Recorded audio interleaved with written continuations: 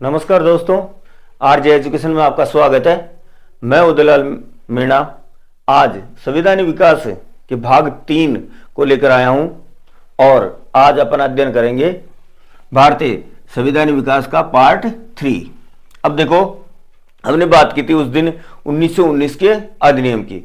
1919 के अधिनियम की जांच करने के लिए जॉन साइमन के नेतृत्व में 1928 में, ठीक है, 1928 में फरवरी 1928 में यह अधिनियम यानी ये कमीशन कहां आता है? इंडिया। कमीशन कहां आता है? भारत आता है। और भारत आता है और सबसे पहले आता है ये बंबई। बंबई में से गो बैक के नारे दिए जाते हैं। गो बैक यानी गो बैक के नारे दिए जाते हैं। साइमन कमीशन भारत में 1928 में आया और इसका विरोध हुआ। विरोध का कारण, साइमन कमीशन के नेतृत्व में जो कमीशन बनाया गया था उसके 7 सदस्य थे। 7 सदस्य, सातों के सातों सदस्य क्या थे? अंग्रेज। इससे भारतीयों का ईगो हर्ट हुआ और उन्होंने सोचा कि जो व्यक्ति भारत यानी जो कमीशन भारत के लिए बनाया गया उसमें एक भी भारतीय नहीं है और इस वजह से साइमन कमीशन का विरोध किया गया।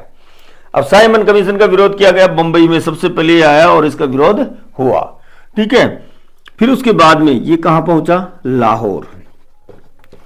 लाहौर में इसका विरोध किया लाला लाजपत राय ने। लाला लाजपत राय ने इसका विरोध किया और जो उस समय विरोध के लिए जो रैली निकल रही थी उस रैली की अगुवाई लाला लाजपत राय ने की, ठीक है। लाला लाजपत राय ने उस रैली की अगुवाई की और सैंडर्स के कहने पर लाला लाजपत राय पर क्या बरसाई गई? लाठियां बरसाई गई। लाठियां बरसाने की वजह से वे घायल हो गए और घायल होने के बाद में उनको अस्पताल में भर्ती कराया गया। उनके अंतिम शब्द थे कि मेरे शरीर पर पड़ा लाठी का एक एक वार ब्रिटिश साम्राज्य के ताबूत की कील सिद्ध होगा। देखो, जब कोई ईसाई मरता है तो उसके लिए ताबूत बनाया जाता है, ठीक है। तो ये ईसाइयों का साम्राज्य था और ईसाइयों के साम्राज्य में जो ताबूत बनता है तो लकड़ी का बनता है और उसमें कीलें लगती है। तो लाला लाजपत राय का कहना यह था कि मेरी मौत भी यानी अंग्रेजों के साम्राज्य के विनाश का कारण बनेगी, ठीक है। कुछ समय बाद यानी लगभग 7 दिन बाद लाला लाजपत राय का देहांत हो गया और साइमन कमीशन का भारी विरोध हुआ। फिर भी साइमन कमीशन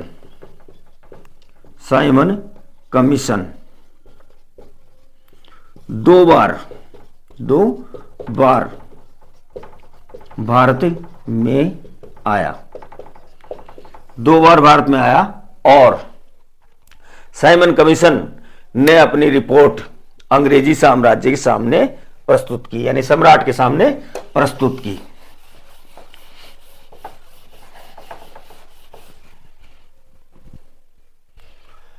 अंग्रेजी साम्राज्य के सामने प्रस्तुत की 1930 में। 1930 में। इससे पहले क्या होता है? देखो, 1919 के अधिनियम के तहत हमारे यहां पे एक संघ लोक सेवा आयोग की स्थापना की गई थी और उसकी स्थापना 1 अक्टूबर 1926 में की गई। तो आपसे पूछा जाए कि भारत में सबसे पहले संघ लोक सेवा आयोग की स्थापना कब की गई, तो इसका आंसर क्या होगा? संघ लोक सेवा आयोग। संघ लोक सेवा आयोग की स्थापना 1 अक्टूबर 1926 में की गई थी। किसकी सिफारिश पर? 1919 के अधिनियम की सिफारिश पर, ठीक है। अब बात करते हैं आगे। 1930 में इन्होंने अपनी रिपोर्ट प्रस्तुत की। उस समय भारत में परिस्थितियां अलग ही थी, अलग ही परिस्थितियां चल रही थी। 1926 के बाद कुछ परिस्थितियां बनी, जैसे 1928 में कहा गया कि भारतीय अपना संविधान खुद नहीं बना सकते। तो नेहरू जी यानी मोतीलाल नेहरू, इन्होंने मात्र कुछ ही समय में भारत का संविधान बनाकर अंग्रेजों के सामने सुपुर्द कर दिया, यानी अंग्रेजों के चैलेंज को स्वीकार किया। और 1928 में मोतीलाल नेहरू ने क्या कर दिया, अपना यानी भारत का संविधान बनाकर दे दिया। और भारत के संविधान में उन्होंने यानी अंग्रेजों के अधीन रहते हुए भारतीयों के शासन को स्वीकार किया। ठीक है, उसे कहते हैं डोमिनियन स्टेट।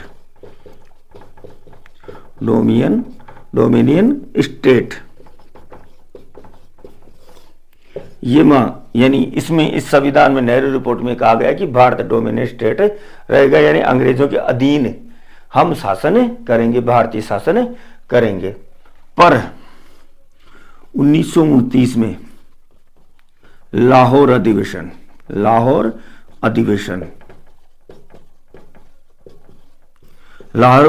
हुआ और इस अधिवेशन की अध्यक्षता किसने की, इन्हीं के बेटे मोतीलाल नेहरू के बेटे जवाहरलाल नेहरू ने। और जवाहरलाल नेहरू ने कहा कि हम डोमिनियन स्टेट नहीं चाहते हैं, हम पूर्ण स्वराज्य चाहते हैं। हमें क्या चाहिए, पूर्ण स्वराज्य चाहिए, यानी अंग्रेज भारत में से निकल जाने चाहिए। ठीक है, ये कहा। और लाहौर अधिवेशन में पूर्ण स्वराज्य का प्रस्ताव पारित किया गया, पूर्ण स्वराज्य का प्रस्ताव पारित किया गया। ठीक है, तो पूर्ण स्वराज्य का प्रस्ताव किस अधिवेशन में पारित किया गया, लाहौर अधिवेशन हुआ रावी नदी के तट पर। ठीक है, और इसकी अध्यक्षता किसने की, जवाहरलाल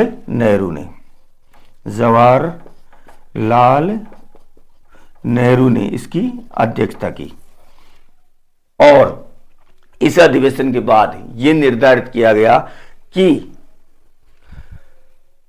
भारत अपना स्वतंत्रता दिवस 30 जनवरी 1930 को मनाएगा, यानी भारत अपना पहला स्वतंत्रता दिवस कब मनाएगा, 30 जनवरी 1930 को।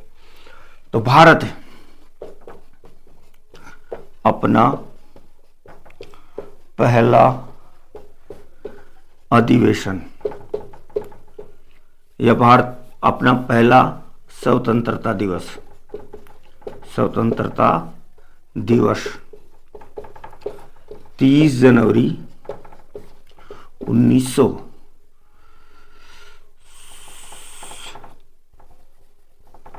26 जनवरी 1930 को मनाएगा। 26 जनवरी 1930 को मनाएगा। अब आगे क्या होता है कि 1930 में भारत में एक यानी महात्मा गांधी एक बहुत बड़े नेता थे और उनके द्वारा एक आंदोलन चल रहा था।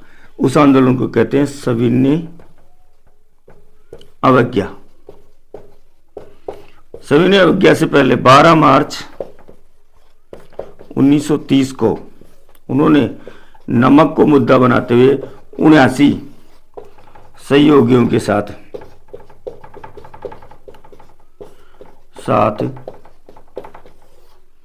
एक यात्रा की थी और उस यात्रा को कहा जाता है दांडी मार्च। एनसीईआरटी के अनुसार, एनसीईआरटी बुक के अनुसार उन्होंने 240 मील की यात्रा की, यानी प्रत्येक दिन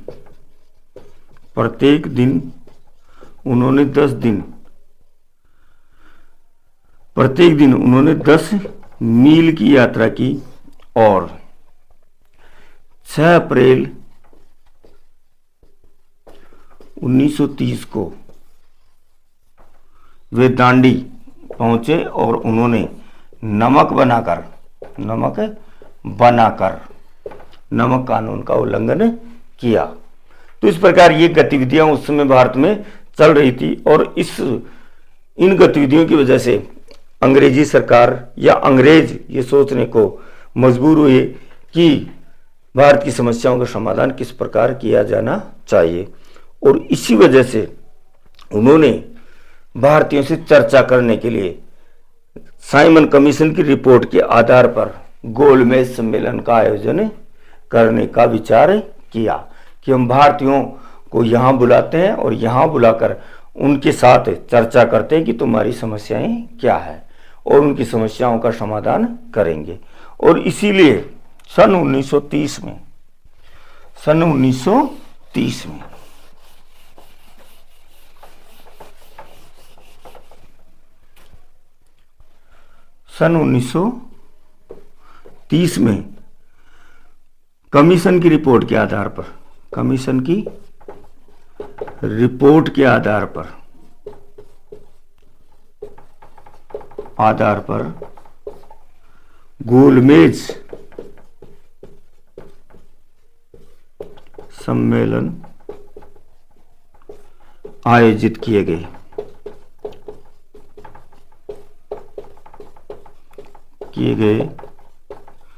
और गोलमेज सम्मेलनों की अध्यक्षता ब्रिटिश सम्राट करता था। गोलमेज सम्मेलन, प्रथम गोलमेज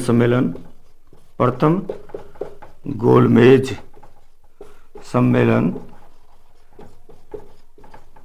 1930 में आयोजित किया गया। प्रथम गोलमेज सम्मेलन 1930 में आयोजित किया गया और कई सदस्यों ने और कई रियासतों के राजाओं ने इस सम्मेलन में भाग लिया। डॉक्टर भीमराव अंबेडकर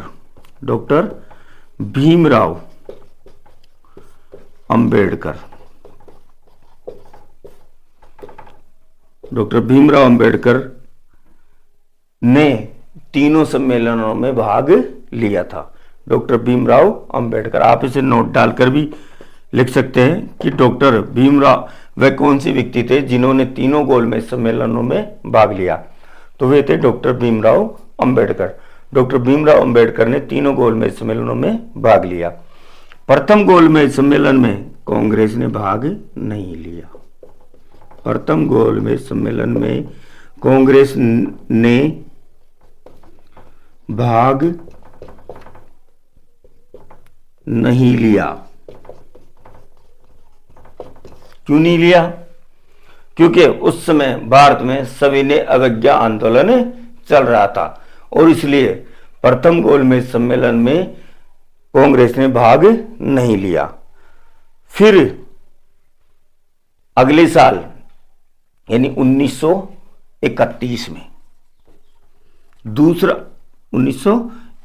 में दूसरा गोलमेज सम्मेलन आयोजित किया जाना था और इधर भारत में सविनय अवज्ञा आंदोलन चल रहा था। इसलिए कांग्रेस की तरफ से कोई भी प्रतिनिधि प्रथम गोलमेज सम्मेलन में भाग लेने नहीं गया। यानी यहां पे सविनय अवज्ञा आंदोलन चल रहा था और कांग्रेस गांधी जी के नेतृत्व में यह आंदोलन चला रही थी। इसलिए कांग्रेस की तरफ से किसी भी प्रतिनिधि ने गोलमेज सम्मेलन में भाग नहीं लिया। अब 5 मार्च 1931 में 5 मार्च 1931 ईस्वी को जो भारत का वायसराय था,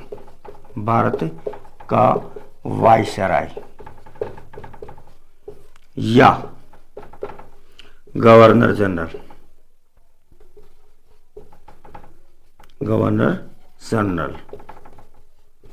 लॉर्ड इरविन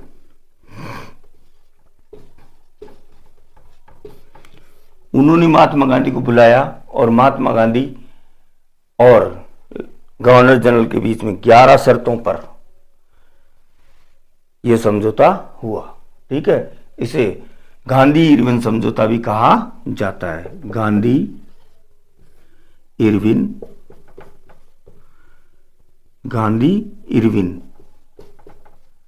समझौता भी कहा जाता है।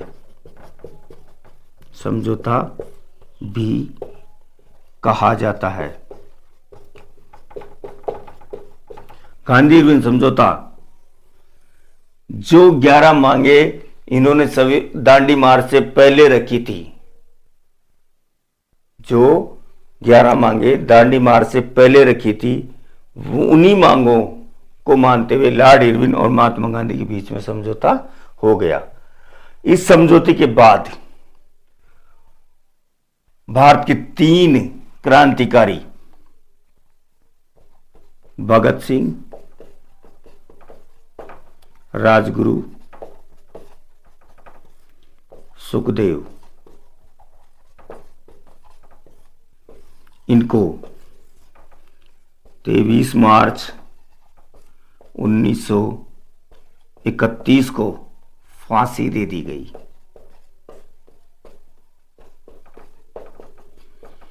तो युवाओं में आक्रोश था कि महात्मा गांधी चाहते तो इनको बचा सकते थे, पर महात्मा गांधी का जो मोटिव था या उनका जो विचार था वह क्या था? अहिंसा।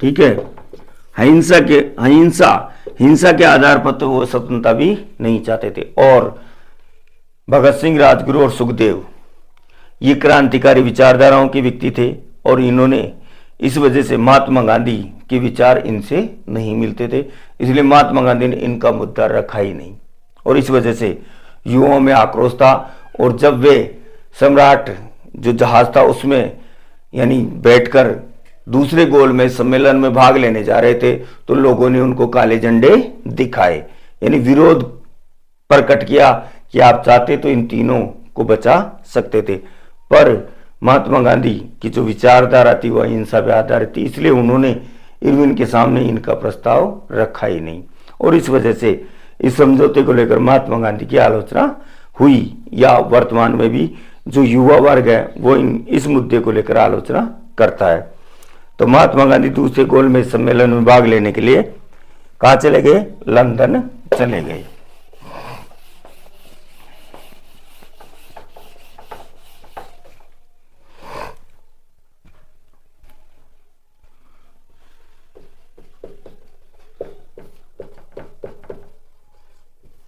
महात्मा गांधी 1931 में जब लंदन गए तो उनको वहां के प्रधानमंत्री चर्चिल ने क्या कहा? देश द्रोही फकीर। ठीक है, देशद्रोही फकीर। और फ्रैंक मोरिस ने उन्हें अर्ध नंगा फकीर कहा। ठीक है, तो इस बात का ध्यान रखें, देशद्रोही फकीर चर्चिल ने कहा था और अर्धनंगा फकीर किसने कहा था? फ्रैंक मोरिस ने। ठीक है, इसी के साथ साथ अल्बर्ट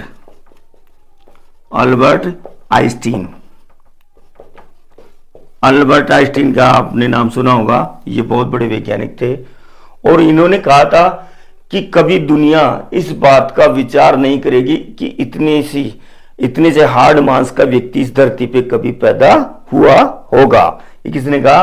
अल्बर्ट आइंस्टीन ने। किसके लिए? महात्मा गांधी के लिए। अब महात्मा गांधी सभा में पहुंच गए जहां पे गोलमेज सम्मेलन आयोजित किए जा रहे थे। वहां पे भीमराव अंबेडकर पहले से मौजूद थे और सांप्रदायिक पंचायत को लेकर, यानी अंबेडकर ये चाहते थे कि जो दलित समुदाय है उसको अलग से आरक्षण दिया जाना चाहिए। ठीक है, उनके लिए चुनाव भी अलग हो, चुनाव में खड़े भी वही हों और वोट देने वाले भी वही हों। तो इस जातीय सांप्रदायिकता को लेकर महात्मा गांधी और भीमराव अंबेडकर के बीच में टकराव हो गया, यानी इनके मुद्दों पर लेकर उनके बीच में टकराव हो गया और वे दूसरा गोलमेज सम्मेलन छोड़कर भारत लौट गए। और भारत लौटने के बाद उन्होंने यानी सविनय अवज्ञा आंदोलन पुनः शुरू कर दिया और 1934 तक उन्होंने यानी 1932 तक उन्होंने यह आंदोलन जारी रखा और फिर बाद में इन्होंने यह आंदोलन स्थगित कर दिया। अब आगे बात करते हैं